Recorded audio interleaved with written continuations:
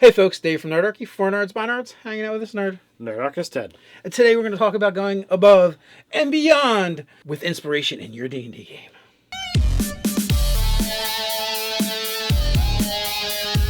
Jump down the description below where you can sign up for Nerdarchy the newsletter, get weekly gaming tips, as well as learn how to game with us. All right, so today we're going to be talking about inspiration and possibly other ways to use it.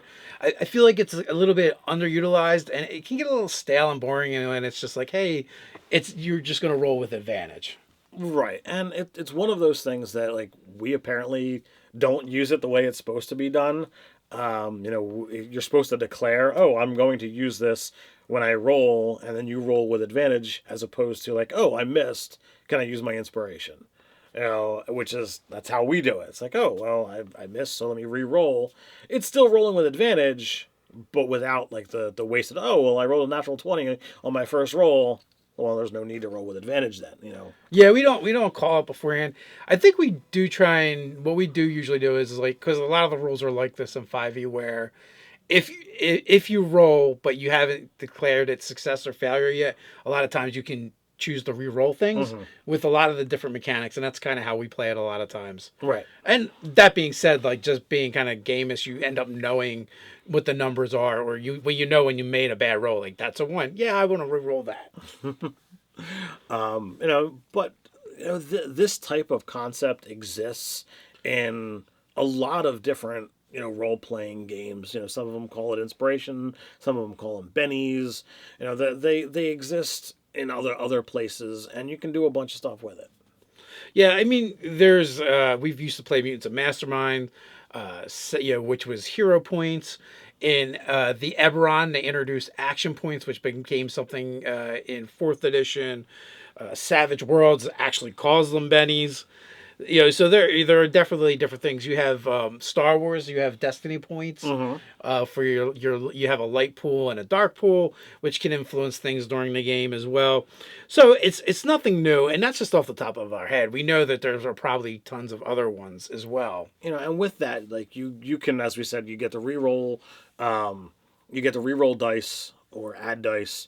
You can edit a scene and make a change for the better or for the worse, depending upon what's going on. And some of them, those rule sets actually had feats that were fueled by those points or those powers, which is all really cool.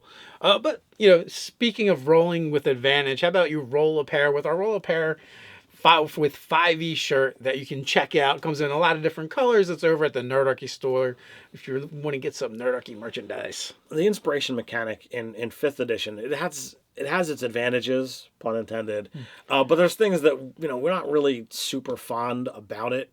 It's specifically tied to your ideals, bonds, and flaws, which means you have to either be shouting them out all the time. Your DM has to know about them, or when we were having a conversation off camera about it, there's some players who are tying into my flaw, I do this, or because of my bond, I do that, which is weird. which is weird. It takes away from immersion, and all it is trying to oh, well, can I have inspiration because I'm doing this?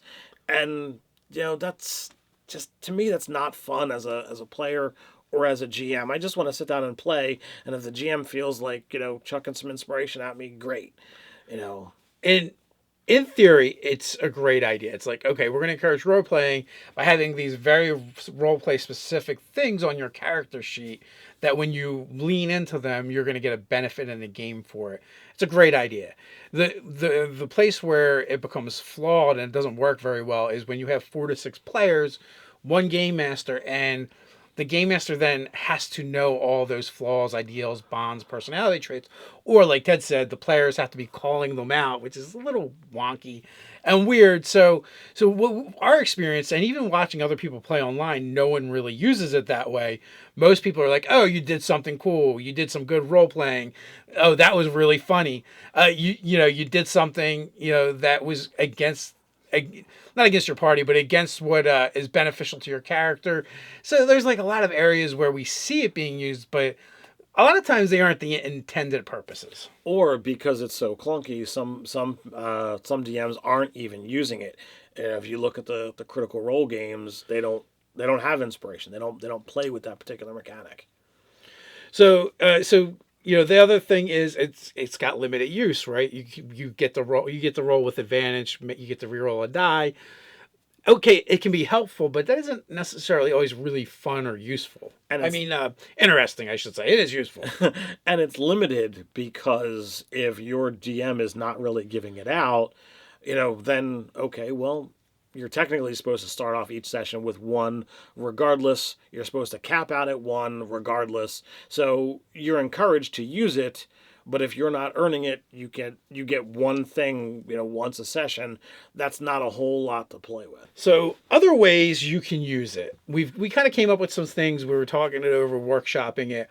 And we may actually come up with a bunch more. We have some ideas floating around our noggins, but just off the top of our heads, we've seen people or we've heard of people using it and stealing the mechanic from Star Wars with the light and dark destiny pools. So like what you could do, with Star Wars is everyone rolls, they roll the dice, to determine how to create the destiny pool. It's a D12. It has one dark side, one light side, two dark side, two light side, and when you roll it all, that's what you get.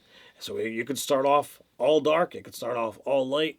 Most of the time, it's going to wind up being a mix, and the DM can flip over a dark side point, making that ship now be light, and voila, players now have access to that, and vice versa. So it gets random at the start, and once it's all dark, if the DM doesn't use it, you can't use it. Right. So you'd have to make up a mechanic, whether it's like whether each player rolls a die 6, and you determine what each number means. If whether it's, I would call them probably advantage or disadvantage, or if you could go, I guess you could say light or dark inspiration if you prefer, and you create the pool. And if you have pieces that are on the light side or the good side, you can use them against your DM, but then he gets them to later use against you, and vice versa. So you're going to get that give and take, and it's going to happen a lot more often. So with that being said, you might want to like have more ways of using it if it's going to be in your game a lot more. Right. You could wind up going and creating, rules, magic items, feats, that kind of stuff that is fueled by these inspiration points. And okay, well, whether I have my own personal or if you're using the personal and the pool, you could wind up having these things that's like, well, I have to expend this resource in able to use this special feature that I have.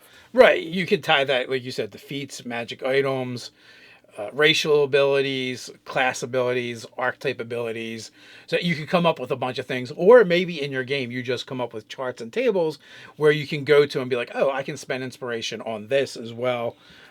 Doug in his game, he allows the players to spend inspiration to give the GM disadvantage to do things as well. He says it doesn't actually come up that often, but the idea of anti-inspiration, we've talked about that before as punishment for players.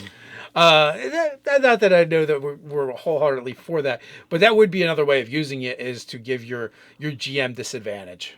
And that has a lot of fun. I mean, if you stick to the rules of, okay, you're going to attack me, you know what? Sometimes it's worth it to just not get hit, or like, oh, that thing hit me and I'm hurting really bad. If it hits me again, I'm going to get dropped. It might be worthwhile to give them disadvantage. Or I want my spell to work, so here's a disadvantage on that saving throw. And also, I guess one of the things we didn't mention was inspiration. In our game, we let it accumulate and we carry it over from session to session. You always start with at least one, and then the players can pile it up with the hopes that the reason we do that is we hope they will keep spending it throughout the session and not hoard it like a dragon. Yeah, so there's sometimes I've seen players have 3 to 5 accumulated, and I, as the DM, when I start seeing that player's got too many, I look to, okay, well, I want to give these players reasons to use those. So I might put in a monster that's got a really high armor class, or offer up something that could be done that session to make sure that they can get used, because it's a resource that's not being spent. It's kind of useless to me. Like, I want to see it used, so why should I keep giving them to you if you're not going to spend them? if you're being stingy. Yeah, I could definitely see that. If that starts happening, you might pull back from giving it to players or specific players if they're not using it. And hopefully they will spread it around and reminding players too that, hey, you can use it to help your friend if you want to, that kind of thing. But the question is, what are you folks doing with inspiration in your game? Do you use it just out of the book? Do you chuck it and not use it at all? We'd love to hear about it. We got a place for it down in the comments. While you're at it, don't forget to like, share, and subscribe. You can follow us on Twitter at Nerdarchy. So until next time, Stay nerdy.